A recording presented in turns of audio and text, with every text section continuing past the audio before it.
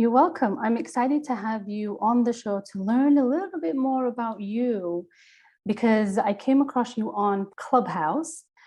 What you shared in that messaging was very intriguing from a creative aspect, but also then learning that you are very much an artist on many platforms, not only from your ceramic art, but also from the surrealism of life and the world and how you incorporate that into what you do.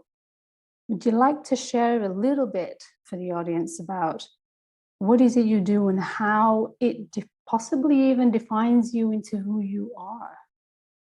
I didn't really know too much about what surrealism even was at that time. I didn't even know what surrealism was at all, actually.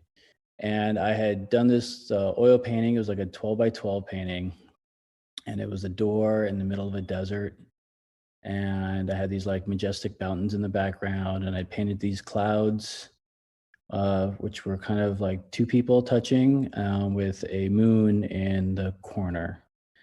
And I was super happy about it. I was like super stoked. I showed my mom, and she had saw it, and she's like, "Oh, you should look at Salvador Dali." I had no idea who he was at the time, and she took me to. We went to the LA County Museum, and I saw a book of his, and I opened it up, and I fell in love. I was mesmerized. I was intrigued. I loved the idea of being in this dreamscape, uh, and it just identified with me so much because I'm really into symbols, and I like things that are pretty much untapped into our unconsciousness, and because I think there's like so much more behind it. Because a lot of times I think we're so much in our own reality, we don't necessarily understand what we absorb and how we absorb things and how we process them. And I think this is like this underlining language of us that we have, that we need to learn and how to communicate with it.